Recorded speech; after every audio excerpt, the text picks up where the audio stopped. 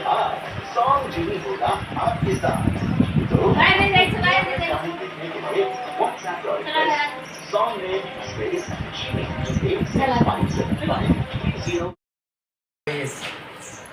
मी काय आणलं मी काय आणलं मी काय आणलं तुला काय आणलं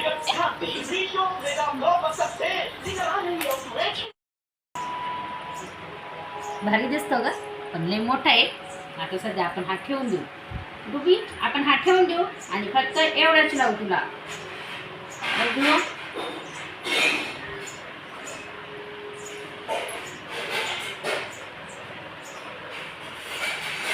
या चला चालली काय हाय नमस्कार मी सोनाली. मी माझ्या नवीन ब्लॉगमध्ये तुमच्या सगळ्यांचं मनापासून खूप खूप स्वागत करते.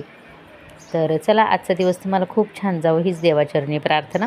आज आहे होळी पण मग आम्हाला काही सुट्टी नव्हती त्याच्यामुळं कामावरती जावंच लागलं आणि घरी आल्यानंतर बघत होते काय काय काम चाललं आहे काय काय झालं काय काही बाकी म्हणजे असं बघत होते. आल्यानंतर मला काही पुरणाचा स्वयंपाक करायला वेळ नव्हता मिळालेला पण मग मी साधा स्वयंपाक केलेला होता होळीसाठी. मग म्हटले चला स्वयंपाक वगैरे लवकर केला आणि होळीला नैवेद्य वगैरे घेऊन गेली होती. आणि आमच्या इथं जवळच एक म्हसोबाचं मंदिर आहे तर तिथे छोटीशी होळी पेटवली जाते तर मग तिथंच मी पण नैवेद्य वगैरे घेऊन जात असते.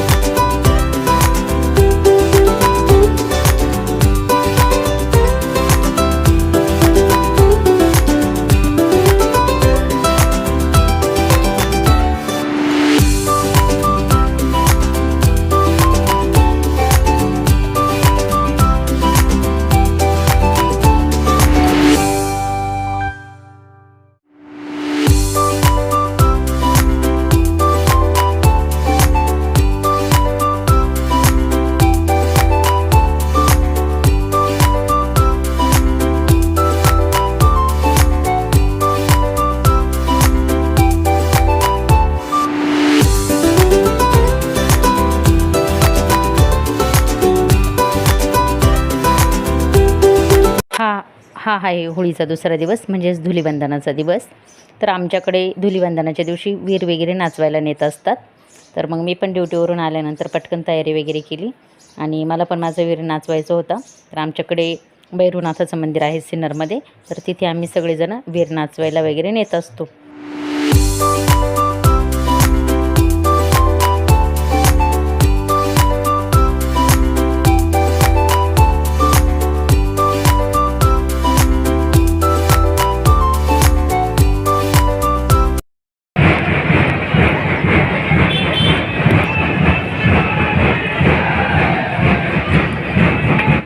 तुम्ही बघू शकता की गावामध्ये किती गर्दी आहे. पूर्ण सिन्नरमधले खेड्यापाड्याचे लोक येत असतात आपल्यावाले वीर वगैरे घेऊन आणि लहान लहान मुलांना तर खूप छान प्रकारे सजून आणत असतात म्हणजेच त्यांना वीर वगैरे बनवून आणत असतात. त्यांच्या हातामध्ये तलवार वगैरे पण देतात आणि एक हातामध्ये देवाचं म्हणजे वीर असतो आणि ते खूप छान प्रकारे नाचवत असतात.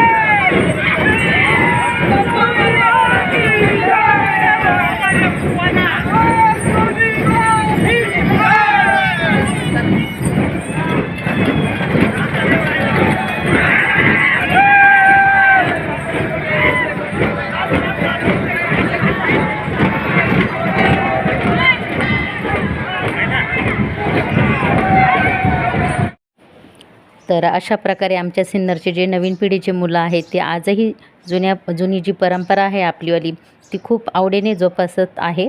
तर खूप छान सजून येतात आणि खूप छान नाचतातसुद्धा आणि डफ वगैरे पण खूप छान प्रकारे वाजवतात. तर चला, मी माझ्या व्हिडिओची इथंच एंडिंग करते आहे.